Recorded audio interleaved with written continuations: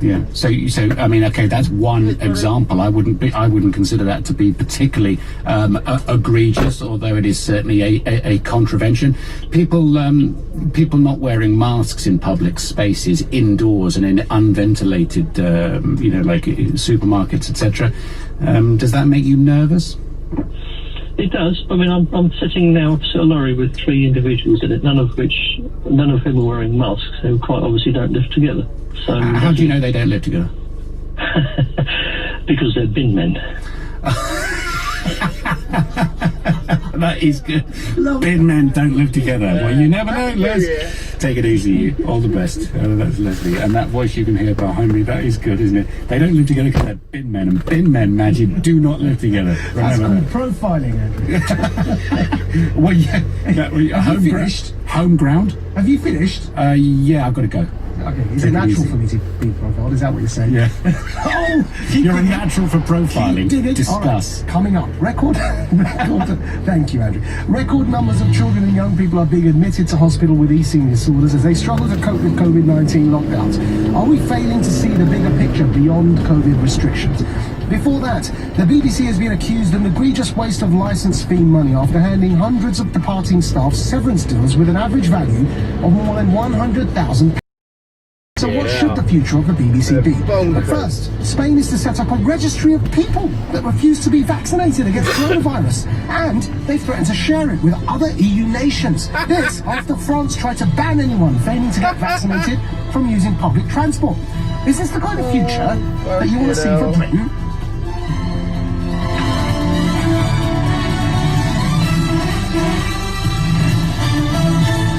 On your radio, on Global Player, and Play LBC. Leading Britain's conversation. This is LBC. From Global's newsroom at 10 o'clock, 1,500 military personnel will help schools in England deliver a mass coronavirus testing programme next month. Primary and older secondary students go back after the Christmas break next week, with a staggered return for the rest. But some teachers and scientists are worried about rising infection rates. Unions want the government to rethink. Dr Patrick Roach is from the NASUWT.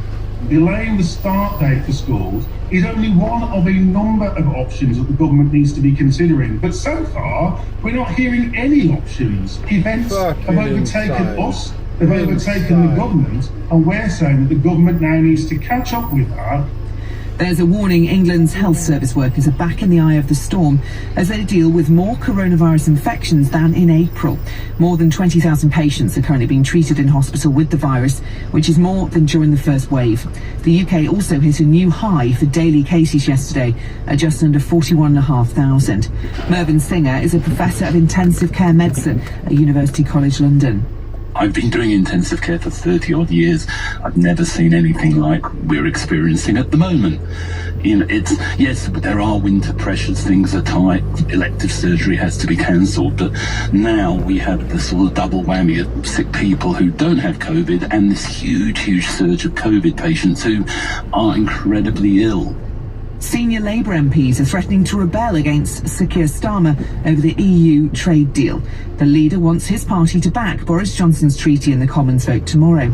But former Shadow Chancellor John McDonnell and his ex-Cabinet Minister Ben Bradshaw are appealing to others in the party to join the DUP, the SNP and the Liberal Democrats in voting against it.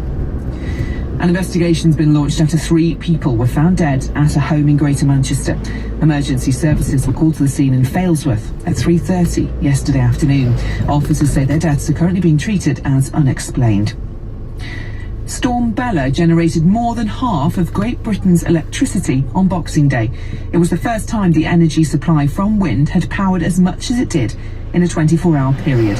Energy firm Drax says 50.67% came from turbines. The previous record of 50% had been set in August. Researchers have found drinking tea could be linked to better brain function in the over 85s. A study found those who enjoyed more than 5 cups a day were shown to have better attention spans. In the city a short time ago, the FTSE 100 was trading at 66.68. That's up 172 points. The pound buys €1.10 and $1.34. The weather. Inland areas mostly staying dry with sunshine, but feeling cold. Wintry showers on the coast and a band of rain, sleet and snow moving south across England, Wales and parts of Scotland. A high of 6 degrees. From Global's newsroom, I'm Holly Harris. If you're wondering what you can do with your pension pot, this could be how you're feeling. That's the sound of worry and uncertainty, but you could be hearing this. Let's call it the sound of clarity, which you can get from PensionWise, a government service providing free, impartial guidance. In just an hour, you'll get clarity on all your options so everything feels less and a little more. If you're over 50, visit pensionwise.gov.uk or call 0800 144 8944 and discover the power of an hour. This is LBC from Global, leading Britain's conversation with Majid Nawaz.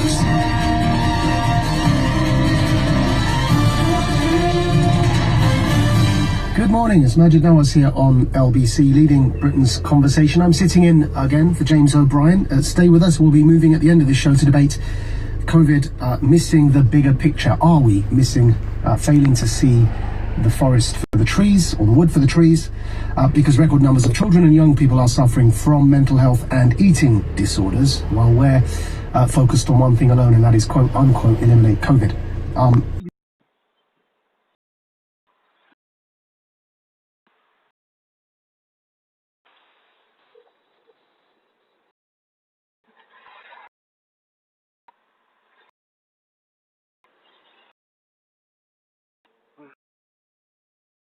Yeah.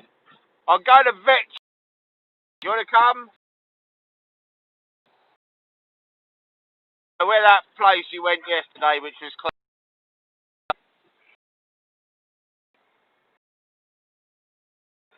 Alright, mate. See you there in 15. Ta-ta. So let me throat clear by beginning with these words as I did yesterday.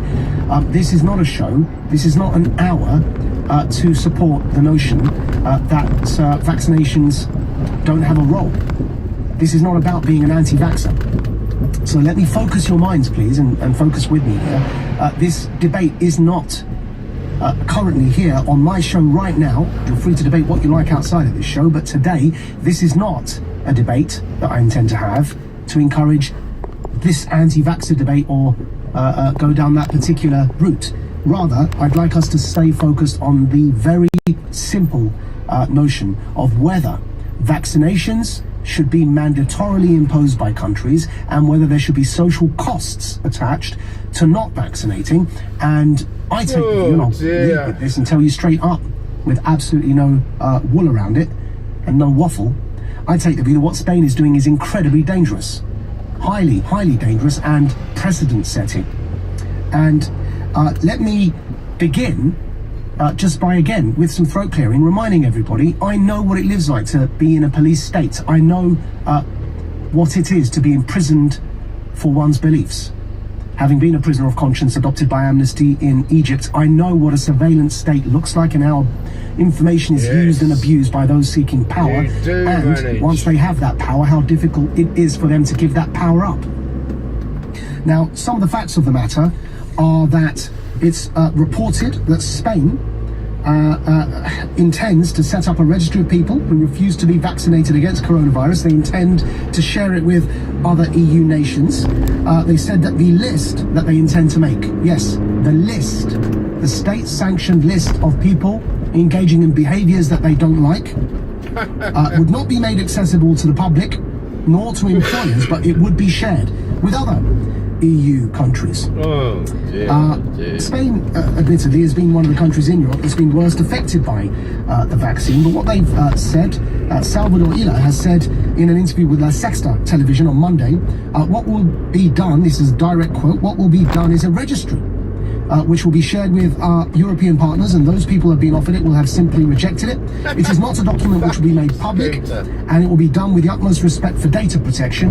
Yeah, sure, the kind of data protection was involved in the weapons of mass destruction scandal with Iraq. That kind of data protection. Why are we so keen to invest in government and power, trust, this much trust, over our lives and livelihoods?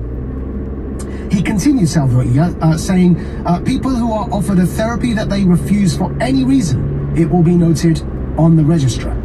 Then there is no error in the system not to have given this person the possibility of being vaccinated. Add to that, by the way, that Spain is under a nationwide curfew between 11 p.m. and 6 a.m.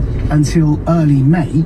Now, if I were to teleport you from 2019 to today, and if I were to tell you that all of Britain would be under some form of curfew or restriction, tier 4 up to tier 11.9 one day, I imagine, and that national lockdowns were a routine thing, and that mask wearing was mandatory in certain places, and that compulsory curfews in countries like Spain from the hours of nighttime between 11 p.m. to 6 a.m., and that there would be registries set up by governments to list those that refuse to comply with the health diktats of that government, you'd think I had gone insane.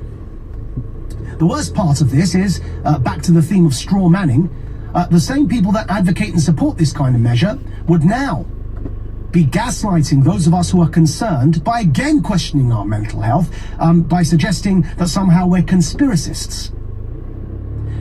Conspiracist is an insult that has become the new transphobe, which became the new Islamophobe, which became the new racist, which became the new sexist. It's the weaponization of legitimate social causes to shut down debate. This is not a conspiracy. Spain has already announced they intend to do this. So let's discuss the facts of the matter without getting into any ad hominem accusations of conspiracy theory, and indeed without getting carried away on the other side as well. Let's just stick to the facts, and the facts are that the government of Spain is intending to set up a registry of those that refuse to vaccinate. Now, let me ask you this one very simple and clear question. How is that any different to the Chinese social credit system?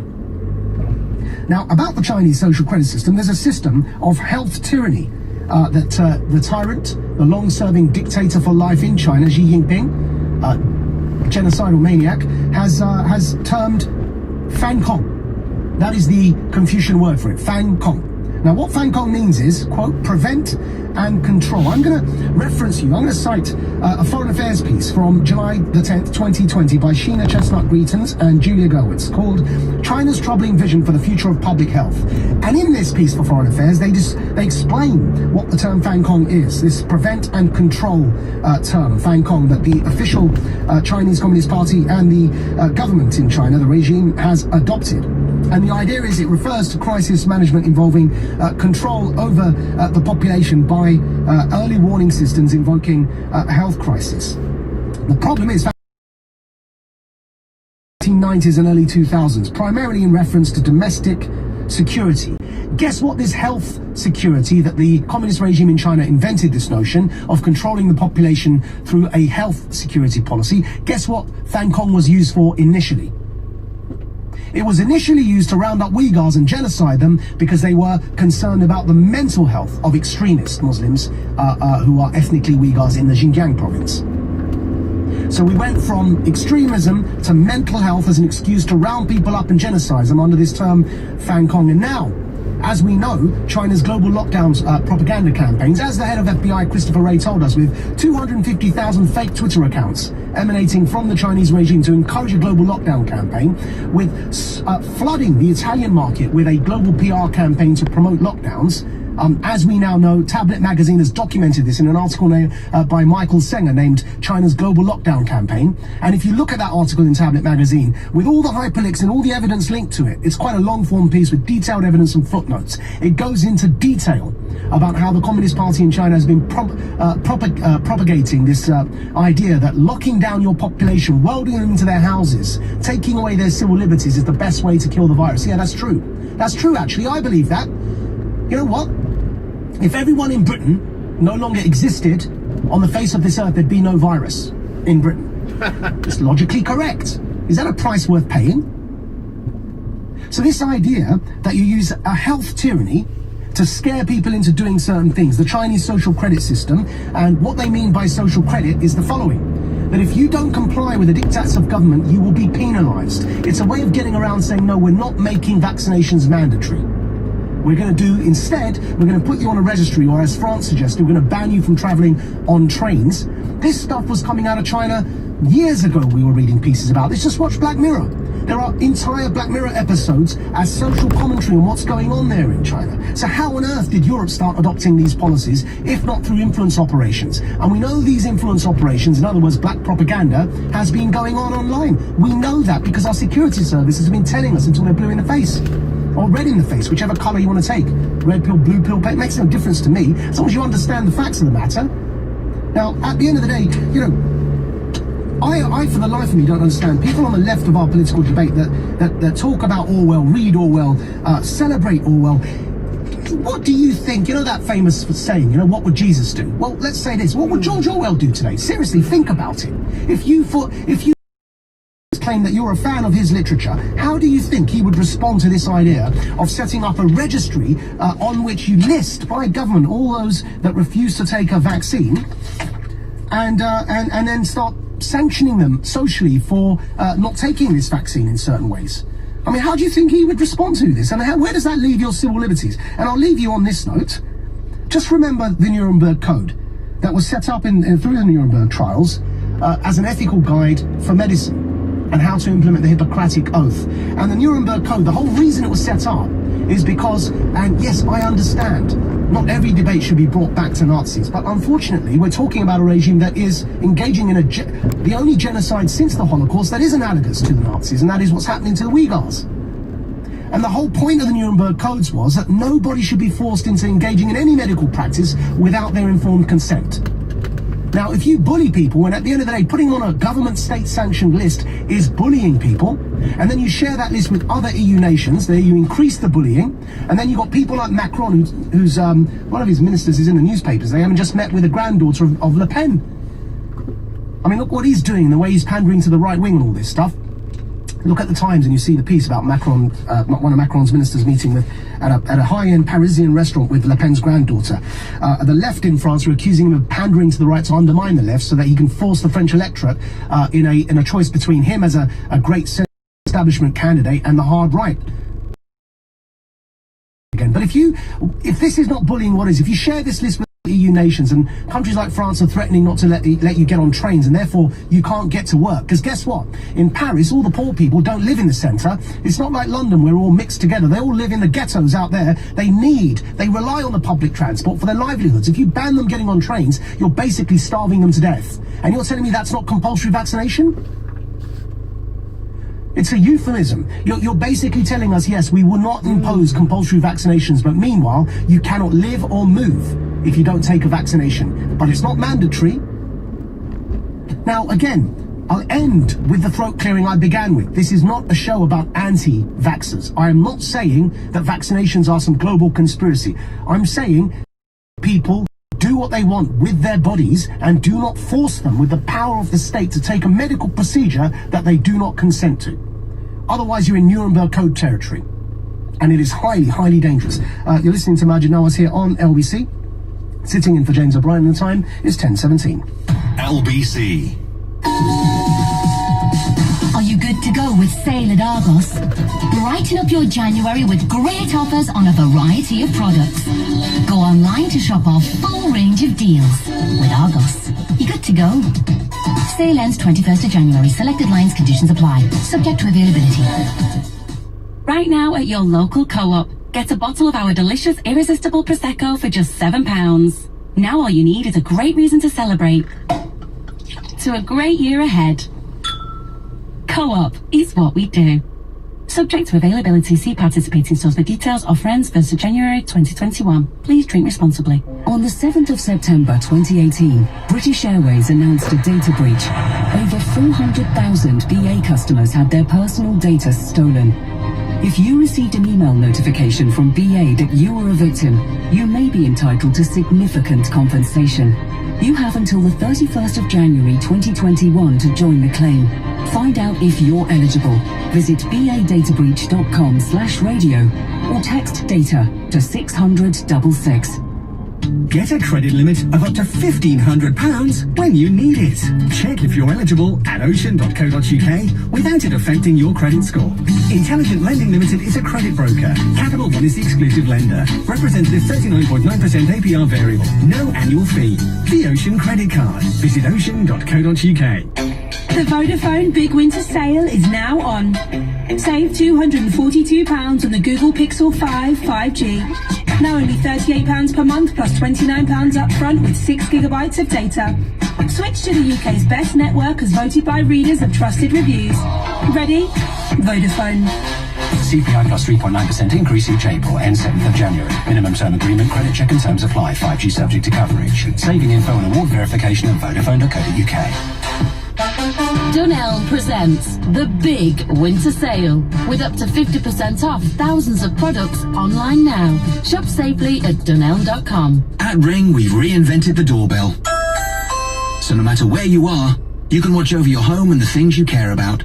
Ring Video Doorbell streams HD video and two-way talk straight to your phone, so you can speak to whoever's at your door from anywhere. Delivery. Oh, great.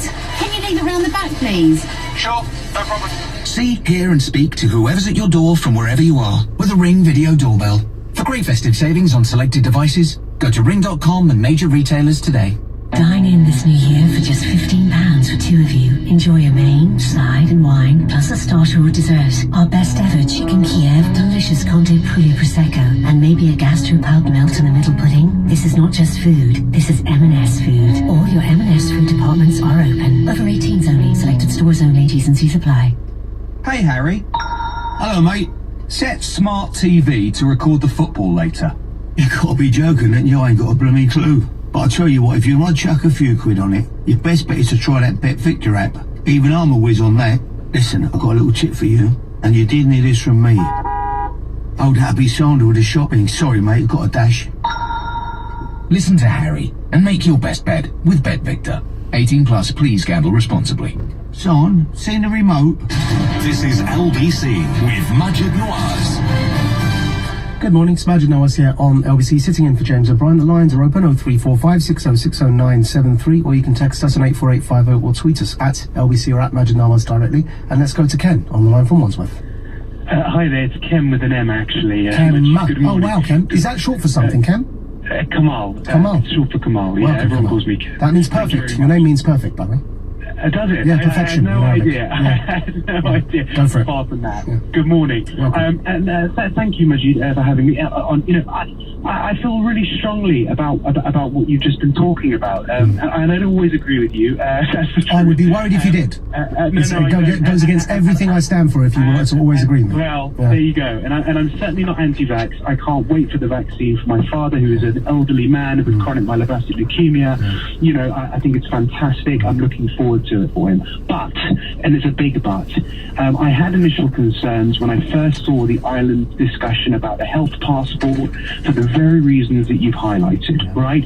If we begin to set that kind of precedent, if we begin to put in barriers that ultimately equal exactly what you suggested, which is an informal mandate, right, for us to consume a vaccine, we are moving towards a very dangerous precedent. And that bothers me. That really concerns me.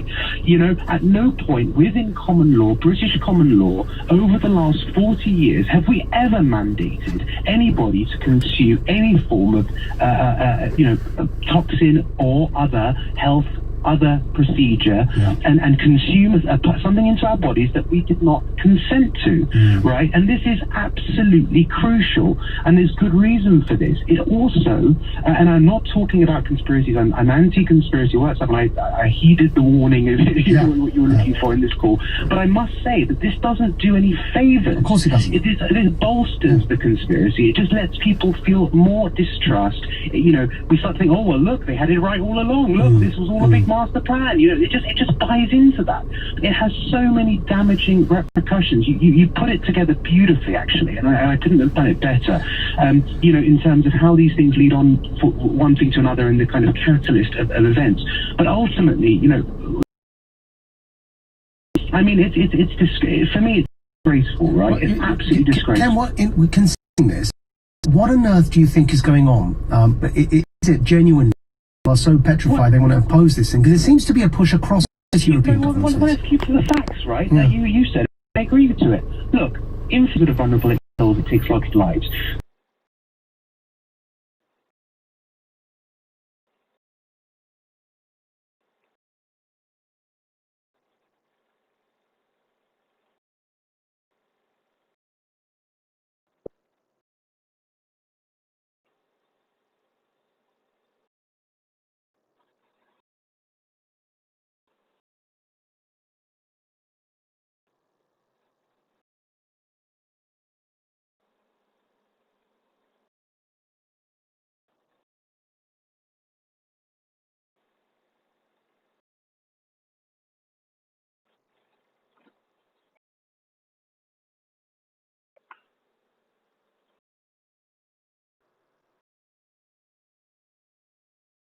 Betcha.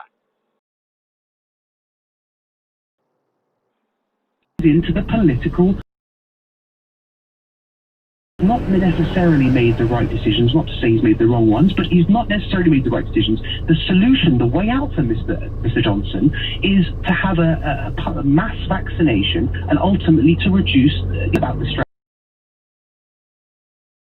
People choose not to take it. So in that event, fear is a useful method of control. And in the words of the SAGE report, right, it is a way to improve vaccination compliance. Kim, I'm going to tell you something really strange on this point about vaccinations and immunity, right? So I'm just going to read it directly. So the World Health Organization, from the 9th of June 2020, this is their definition of herd immunity on the 9th of June, right? Now spot the difference. This is the 9th of June. From the World Health Organization website, what is herd immunity? Herd immunity is the indirect, I'm just directly reading, by the way. Herd immunity is the indirect protection from an infectious disease that happens, the relevant part, when a population is immune, either through vaccination or immunity developed through previous infection. This means that even people who haven't been infected or in whom an infection hasn't triggered an immune response, they are protected because people around them who are immune can act as buffers between them and an infected person. The threshold for establishing herd immunity to COVID-19 is not yet clear. Now, stop. That's from the 9th of June. Now I'm going to read to you the definition of herd immunity from the very same page on the very same website. I've got the archived link. I can confirm for you personally, it's the same page, the same definition on the same website on the 13th of November. Spot the difference. What is herd immunity? Herd immunity, also known as population immunity, is a concept used for vaccination, in which a population can be protected from a certain virus if a threshold of vaccination is reached. Herd immunity is achieved by protecting people from a virus, not by exposing them to it. Right. What's the difference between those two definitions on the very same website? Well, I mean, it's crystal clear, and this is what I mean. But maybe our listeners didn't catch it, Ken. Well, it's well, they're implying that vaccination is the only... From June to November, they have completely removed any reference to immunity developed through previous infection naturally. They have erased it from the World Health Organization website. This is not a joke. I'm literally reading from the two there, right in front of you. Majid, it's incredible. And isn't this a conspiracist dream? You know, if I was a conspiracist, I would look at that and go, look how they've changed it, and look how it's all, you know, start being honest. Absurd. It's absurd. Look, I work in science, okay, you know, and it still baffles me, right? I'm a scientist, right? Not within this domain, but I'm a scientist, and it shocks me. It shocks me that these multinational organizations are so fearful of, you know, don't get me wrong, COVID is a serious problem, and vaccination can be a huge, the make or break for this. So I understand the intention, right? I understand the motive, but this is not how you do it. You do not manipulate people. That is unethical. You need to give them the information. You need to teach people. Thank you, Kevin. You know? We've got to move to the next caller, but thank you for calling in. I will, by the way, folks, if you just heard me read that, it's true, I can assure you.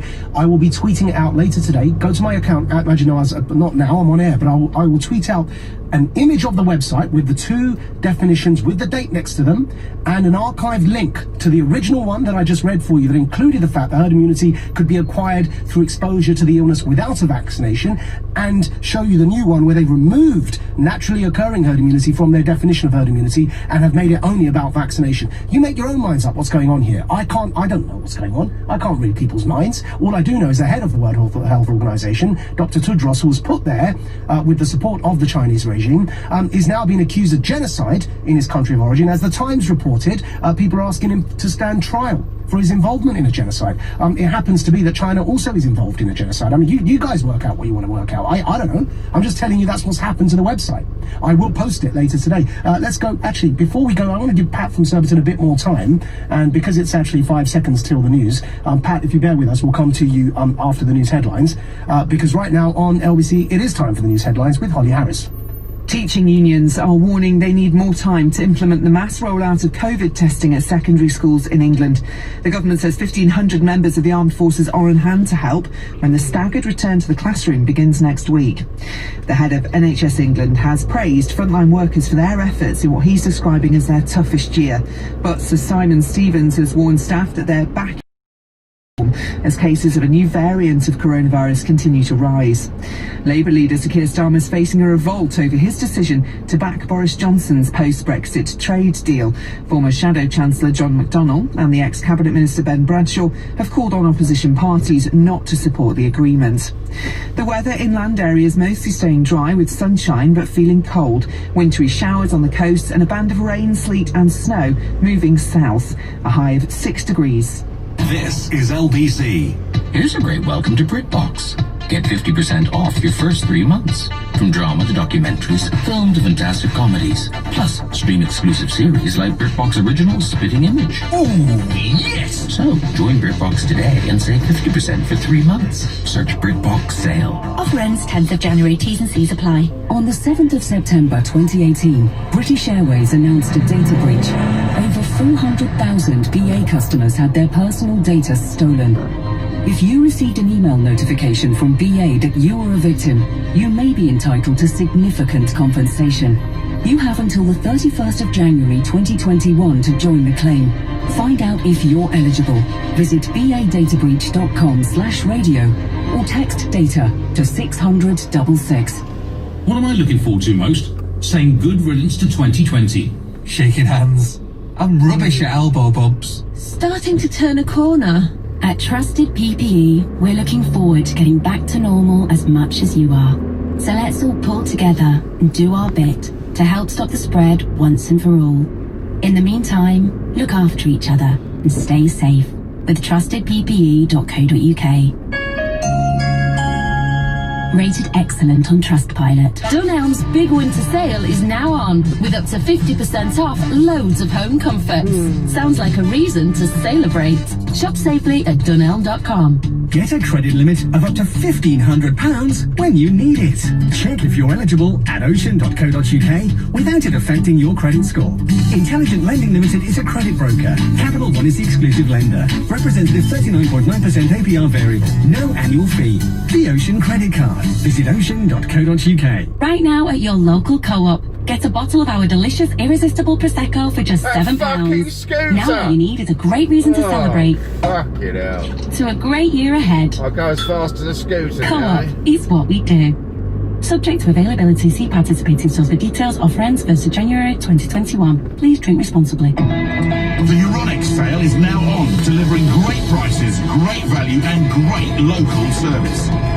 This Bosch Athlete vacuum cleaner with 65-minute runtime is now only $149. Euronics is the home of electricals and the place to go for Bosch appliances, and of course always great local service. Find your nearest store or shop online at euronics.co.uk. Subject to availability, see website for full T's and C's. With Amazon Alexa, there's more to your smart speaker than you think. Alexa, wake me up to LBC at 7 a.m. Good morning. You're listening to LBC at Breakfast with me, Nick Ferrari. The place for all the breaking news and current affairs from around the UK and the world. Just ask Alexa to play LBC. Budget Noirs on LBC. Call 0345 6060973. Good afternoon, it's Majid Nawaz here on LBC. Lots of you asking me to post the definitions that I've just read out on herd immunity and how they changed on the World Health Organization website. I will. As I say, don't worry, I will after this show. But for the meanwhile, let's return to your calls. The lines are open, 0345 6060973, and we promised Pat from Surbiton they can have a go. Welcome, Pat. Good morning, Magic. Thank you so much. It is still morning. I'm used to it being afternoon on that show, but it is still morning. So I sense the hesitation there in your voice, but I can assure you it's only 10:34 a.m. in London. Go for it. Thanks for reading out the World Health Organization. I look forward to your tweet later this afternoon. I just think I'm not an anti-vaccine. I'm not part of that campaign. Neither am I. One who subscribes to all these conspiracy theories, but this thing that, this mandate that the Spanish government are pushing out is absolutely going to fuel that narrative. I mean, in a time where, most of us are trying to get as much information as possible about this vaccine so that we can then make informed decisions, I just feel you've taken away that option and now you've sort of enforced it as a rule. I mean, GDPR came out a few years ago. Why would you want to, have my details?